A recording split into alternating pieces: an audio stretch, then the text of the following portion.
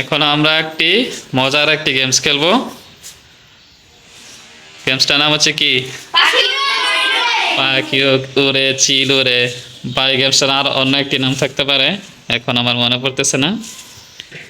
আচ্ছা, আমি যেই প্রাণীটির নাম বলবো সেটা যদি উঠতে পারে তাহলে তোমরা ওরা মতো দেখাইবা, আর যদি উঠতে না পারে তাহলে হাত নিচে রাখবা।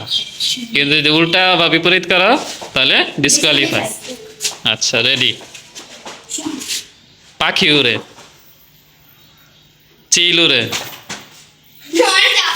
কেটা কেটার নামে যায় পারা? তোমরা এক চান্সে দেখি বাদ হয়ে গেছো। পাখি উড়ে, গরু উড়ে, হাতি উড়ে, তোয়াল উড়ে।